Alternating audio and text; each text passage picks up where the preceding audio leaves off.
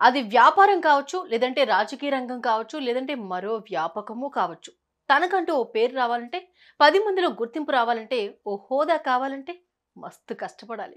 పేరు ప్రఖ్యాతులు సాధించాలి. సెలబ్రిటీగా మారాలి. అయితే ఆ సారు మాత్రం డిఫరెంట్‌గా ఆలోచించారు.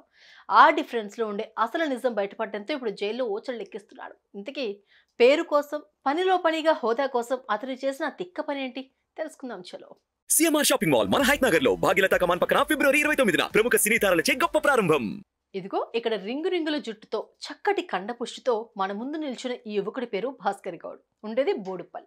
ఓవైపు సినిమాలు తీసుకుంటూ మరోవైపు బీజేపీ నేతగా వ్యవహరిస్తూ కదులుతున్న ఇతనికి సమాజంలో తనకంటూ ఓ హోదా కావాలి అన్న ఆలోచన మొలకెత్తింది.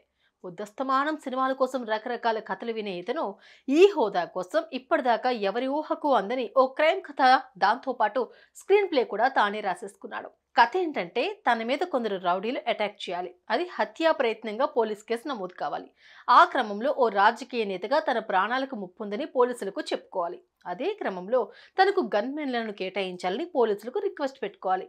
తను ముందు నడుస్తుంటే అతనికి వెనుక గన్మెన్లు వస్తూ ఉండాలి. దీంతో చూసేవారికి ఇతను పెద్ద నేత అని, గన్మెన్లు కూడా ఉన్నారు అంటే ఆయన ఎంతో గొప్పోడో అని అనుకోవాలి అనుకున్నారు.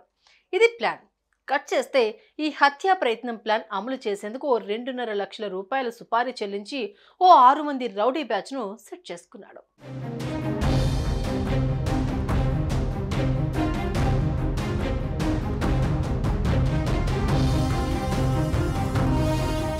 అనుకున్న ప్రకారం ఈ నెల 24న ప్లాన్ అమలుకు ముహూర్తం పెట్టుకున్నాడు. హైదరాబాద్ ఉప్పల్ భగాయత్లో హత్యా ప్రయత్నం వ్యవహారానికి లొకేషన్ సెట్ చేసుకున్నాడు. దాని ప్రకారం ఆ 6గురు భాస్కర్ గౌడ్ మీద దాడి చేశారు.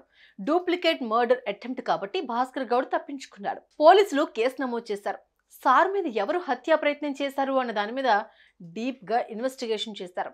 ఆ కేసుకు సంబంధించి ఆ డూప్లికేట్ మర్డర్ అటెంప్ట్ కు తెగబడ్డ ఆ 6గురిని అలవోకగా పట్టేశారు. భాస్కర్ గౌడ్ని ఎందుకు చంపాలనుకున్నారు, ఎవరు దీని వెనుకున్నారు అని వేసిన ప్రశ్నకు వారిచ్చిన సమాధానం విని పోలీసులు కళ్ళు బయర్లు కమ్మేశాయి. పేరు కోసం, హోదా కోసం, గన్మెన్ల కేటాయింపు కోసం భాస్కర్ గౌడ్ వేసిన ప్లాన్ ను పోసగుచ్చినట్లు చెప్పేశారు.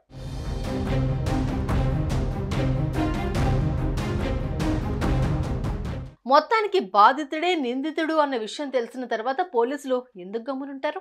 వెంటనే సూత్రధారి భాస్కర్ గౌడ్ను పట్టుకొచ్చేస్తారు. హత్యా ప్రయత్నం చేసిన వారితో కలిపి అతన్ని కూడా లోపలేసేశారు. ఈ వెరైటీ కేసు గురించి మల్కాజ్గిరి డీసీపీ పద్మజ మీడియాకు వివరించారు.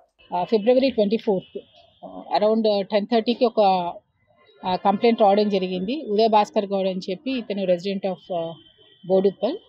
సో అతని మీద ఒక తెలియని ఒక 4గురు అటాక్ చేశారు అని చెప్పి ఉప్పల్ బగాయత్ దగ్గరలో ఆ ప్లేస్ సరౌండింగ్స్లో అటాక్ అయ్యింది. ఒక 4గురు మాస్క్ వేసుకొని ఆ కర్చీఫ్ కొట్టి ఇతన్ని కూర్చున్న దగ్గర వెనక నుంచి వచ్చి స్టాప్ చేశారు అని ఒక కంప్లైంట్ తీసుకొని రావడం జరిగింది.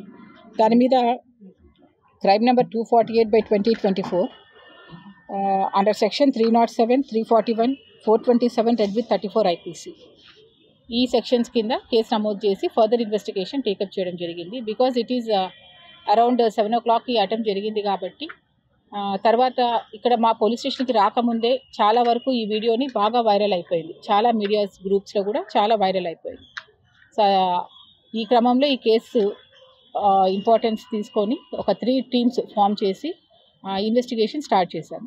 సో ఇన్వెస్టిగేషన్ చేసే క్రమంలో మనకు తెలిసింది ఏంటంటే ఎవరైతే ఈ కంప్లైనెంట్ అని ఉన్నారో ఇతనే ఫాల్స్ కంప్లైంట్ ఇచ్చారని చెప్పి మనకు అర్థమైంది.